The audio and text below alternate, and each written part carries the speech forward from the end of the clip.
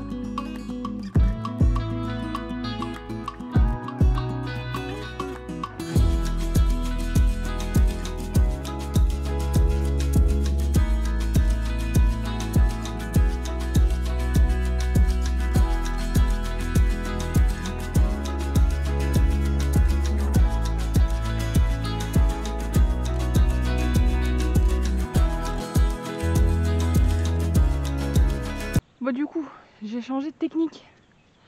J'ai mis la bâche bleue parce que mon reste de rouleau, il n'y avait vraiment plus grand chose. J'avais à peine de quoi faire cette longueur là.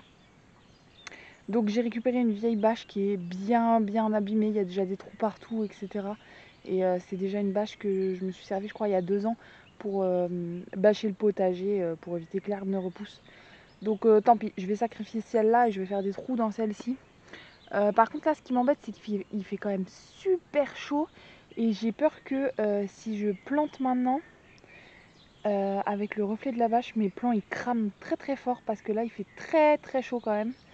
Et la journée actuellement ils sont à la mi-ombre mes plants. Donc là je sais pas trop s'ils vont survivre. Bon, du coup j'ai tout ça à replanter. Donc j'ai des courgettes que je vais mettre vers les anciennes. Enfin les premières que j'ai déjà replantées.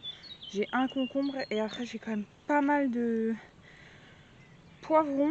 Donc je vais replanter là où il y a besoin et là où j'ai encore de la place en haut. Et ensuite le reste je vais mettre au niveau de la bâche. Et le concombre pareil, je vais le mettre au niveau de la bâche. Je vais faire en sorte qu'il puisse grimper sur le filet qui me sert de clôture du coup.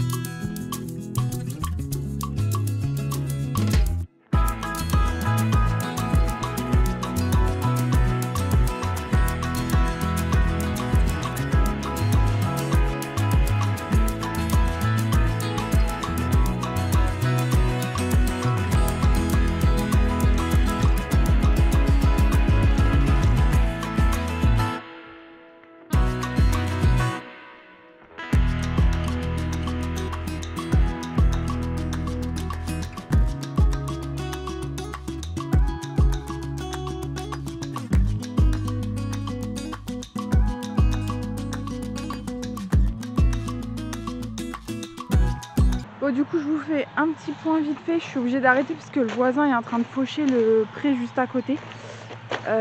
Donc là j'ai mis un poivron, là j'ai mis un concombre et ensuite là courgette là, et là j'ai ressemé du poivron tout le long. Bon, du coup j'ai dit semer mais en fait non, c'est replanter des poivrons tout le long entre mes courgettes. Et j'en ai remis là où il y en avait 2-3 qui n'avaient pas tenu le choc entre les limaces et le repiquage. Donc tout ça du coup j'ai échangé avec des nouveaux plants. Du coup là j'arrête parce que de toute façon pour filmer ou pour parler ça va être une catastrophe avec le tracteur à côté, ça va vraiment pas être pratique. Le seul truc que je vais faire, mais du coup je vais pas vous filmer, ça va être de mettre de la tonte de pelouse. Là j'ai une boîte de tonte de pelouse, je vais aller la mettre en haut pour bien protéger le tour des plants et surtout pour éviter que l'herbe repousse. Du coup je reprends le vlog aujourd'hui, très compliqué de filmer en ce moment avec Luc, on est un peu sur tous les fronts et j'ai pas le temps de prendre la caméra. Il y a certaines fois on bricole dehors mais franchement je prends pas du tout le temps de prendre la caméra. Donc ce qui fait que j'ai pas énormément de contenu. J'essaye quand même de me tenir à un vlog par semaine, voilà, histoire que ce soit quand même régulier, mais ouais c'est vrai que c'est compliqué. Du coup là au niveau de l'entreprise, ça y est, tous les papiers ont été envoyés. Enfin, c'est même pas envoyé puisque c'est via internet maintenant. Mais en tout cas, la demande a été faite. Il n'y a plus qu'à avoir du coup l'acceptation de la demande. Et ça prend, je crois, entre 6 et 8 semaines parce que je suis à la chambre des métiers. Et du coup, c'est hyper long. Du coup, voilà, il va falloir attendre un petit peu pour que je reçoive du coup mon numéro de SIRET, etc. Donc là on a envoyé la demande pour la création d'entreprise, on a envoyé une demande à l'URSSAF, je sais plus exactement, c'est une demande d'aide, je crois que c'est l'ACRE. On a donc Luc, il a préparé des prototypes de flyers et on s'est arrêté sur un. Donc on a 2-3 trucs à revoir dessus, mais sinon les flyers sont quasiment prêts, il n'y aura plus qu'à les faire imprimer. Du moins les flyers avant ouverture, donc il faudra en refaire pour une fois que l'entreprise sera ouverte. Pour ma part, en une semaine là, j'ai pas du tout avancé sur le site internet, j'ai pas eu le temps de m'y mettre. Donc c'est pas grave, je vais avancer plus tard. Et je crois que j'ai fait à peu près le tour au niveau de l'entreprise. Et du coup là aujourd'hui, donc là je crois qu'il est 16h ou 16h30, à 18h j'ai les 3 petits mâles cochons d'Inde qui partent, les 3 petits bébés, donc en fait c'est une seule personne qui vient chercher les 3. Donc voilà, ils vont partir ensemble, ça va être plutôt cool. Là ils sont déjà séparés de la maman parce que ils ont largement l'âge et le poids. En fait j'avais dit à la personne qui serait disponible fin de cette semaine là. C'était il y a plus d'une semaine et au final ils ont grossi hyper vite pour arriver aux 300 grammes. Et du coup je lui ai dit qu'elle pouvait venir les chercher plus tôt, sauf qu'en soi elle pouvait pas, donc elle vient les chercher aujourd'hui. Donc ça va me faire un petit peu de place dans les clapiers parce que là je commence à manquer de place. Il faut vraiment que je rachète ou que je retrouve des clapiers parce que là vraiment je commence à vraiment manquer de place. Du coup Blanche et Moon sont sûrement gestantes. Il y en a une qui fait 1 kg donc je pense qu'on y est. Et l'autre petite elle grossit vraiment beaucoup. Donc je vais voir en suivant le poids de la semaine si ça continue d'augmenter ou pas. Mais normalement on devrait être pas mal. Du coup je voulais en profiter rapidement pour vous montrer les livrets que j'ai fait avec lesquels les petits partent quand ils sont adoptés tout simplement. Donc ils partent avec des granulés pour la transition, ils partent avec des comprimés de vitamines pour une semaine et ils partent avec un livret de suivi. Et dans ce livret là aussi il y a un peu tout ce qu'il y a à savoir sur le cochon d'Inde. Donc je vous montre les livrets rapidement. Donc en gros voilà, pour chaque naissance j'ai ma petite pochette. Et là du coup sur chaque livret il y a la photo du petit. Alors quand les personnes me donnent à l'avance le nom qu'eux ont choisi, je le rajoute. Là je l'ai pas et je sais pas s'ils vont garder les noms que moi j'ai donnés. Donc dans ce cas je préfère pas l'écrire, ils le marqueront eux-mêmes. Un changement qu'on a fait pour les prochains en tout cas c'est le changement de papier. Parce que là comme vous voyez on voit vachement au travers et je trouve pas ça hyper quali. Mais là du coup on a racheté du papier plus épais pour faire ce changement justement. Voilà, pour que ça fasse encore plus propre. De toute façon on s'améliorera que avec le temps. Du coup sur leur première page en gros il y a tout le descriptif. Du coup nom, mâle ou femelle, date de naissance, la couleur, s'il y a un marquage, d'où ils viennent, donc de chez moi. La généalogie, donc la maman avec la photo, le papa avec la photo et une photo des frères et sœurs. Ensuite on a fait une page spéciale photo pour ceux qui veulent. Je sais qu'il y a des adoptants qui aiment bien mettre des photos dans les carnets de suivi, donc on a fait une page spécifique. Là on a des pages sur le cochon d'Inde en général, donc le cochon d'Inde, d'où il vient, etc. La reproduction. Ensuite hop, on a fait une page sur le lieu de vie, l'essentiel des soins à faire, à contrôler. On a fait une double page sur l'alimentation, donc en général, et quelques aliments en fait qui sont conseillés ou non pour le cochon d'Inde, surtout des fruits et légumes. Ensuite on a fait une partie un peu carnet de santé avec fiches de traitement, donc par exemple antiparasitaire, etc. Hop, une fiche suivi vétérinaire si jamais.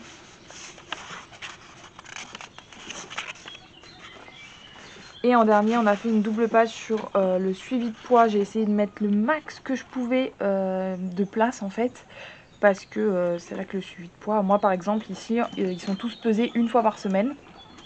Donc j'ai essayé de prendre ça en compte, sachant que voilà, hein, sur 6 ou 7 ans il n'y aura peut-être pas forcément la place.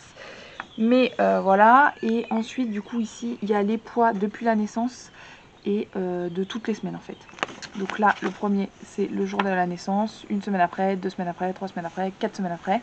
Et du coup ça c'est le poids d'aujourd'hui avant qu'ils partent.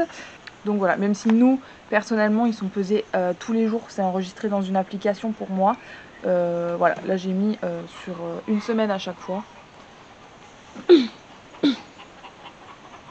Qu'est-ce qu'il y a ?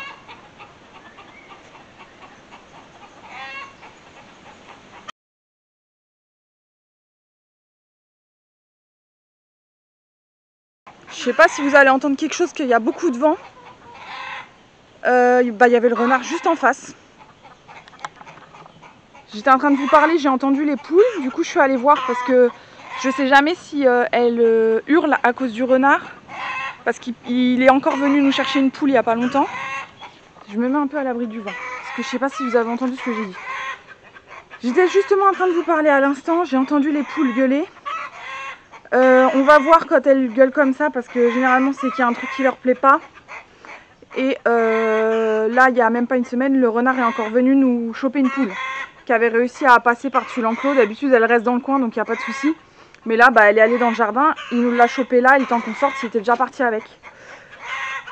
Donc là j'ai regardé comme j'étais juste là et le renard était là. Donc le renard était là, ça veut dire qu'il est passé derrière l'enclos des lapins. Ça ne me plaît pas trop du tout. Donc là il va vraiment falloir faire quelque chose parce que pour moi il venait que de là-bas. Donc là ça veut dire qu'en fait il vient de là-haut, qui fait tout le tour par le bas du terrain, là où on n'est pas, et que du coup il passe par là.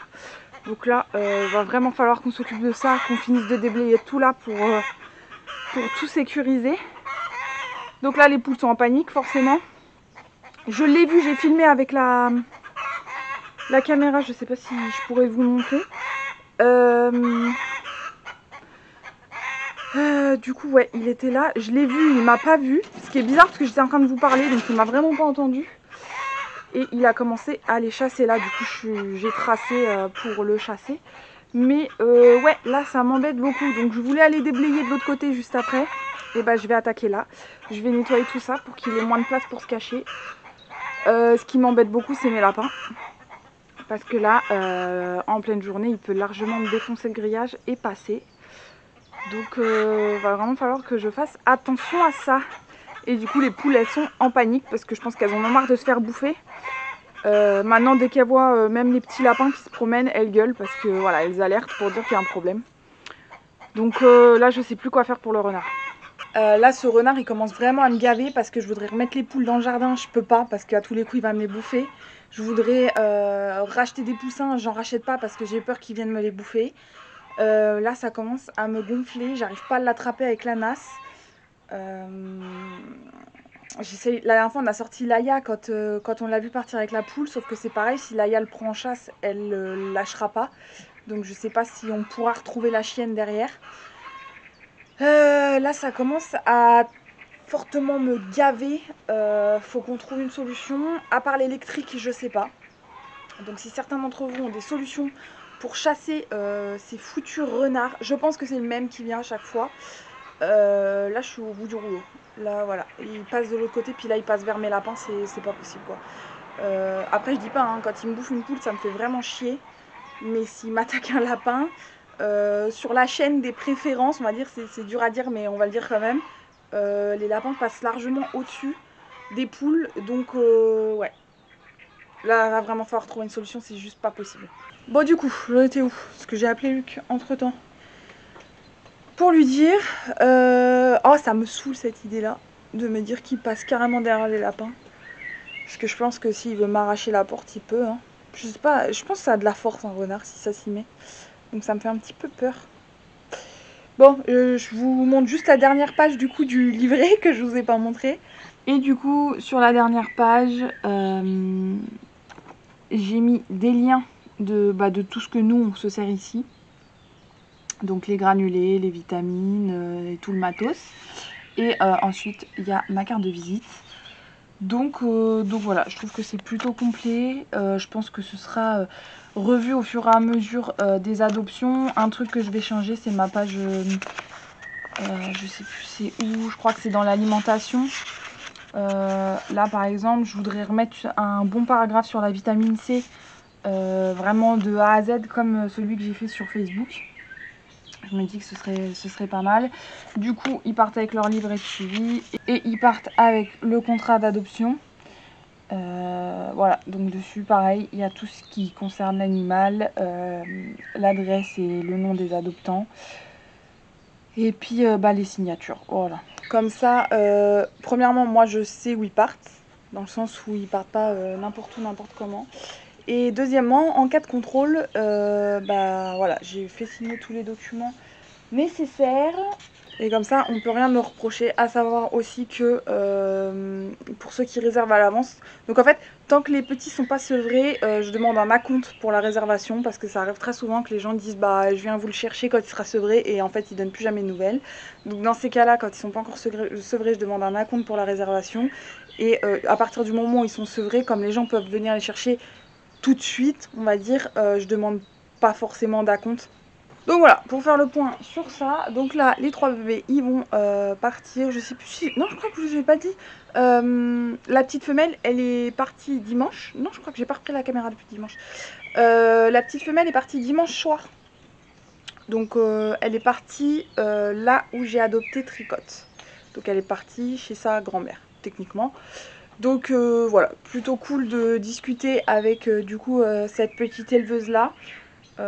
Très gentille, très compréhensive et tout, on échange pas mal d'infos. Donc ça c'est plutôt chouette.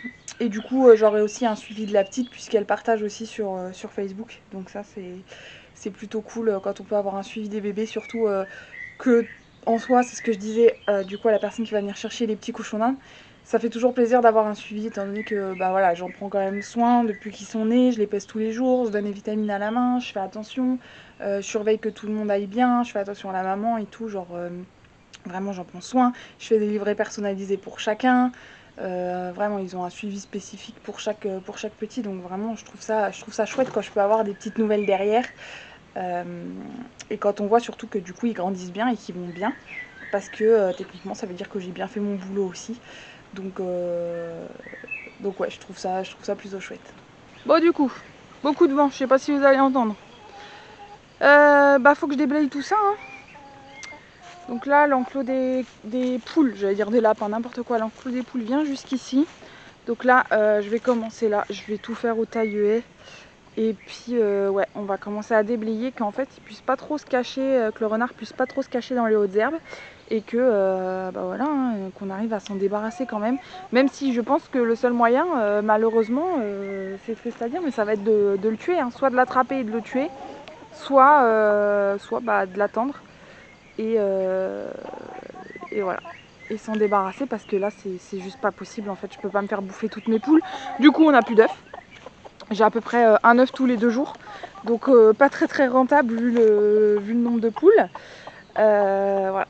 Donc ça c'est pas très cool et comme je dis je peux pas en reprendre d'autres parce que j'ai trop peur que bah voilà si j'en ramène d'autres elles se fassent bouffer aussi. Donc ça m'embête un petit peu.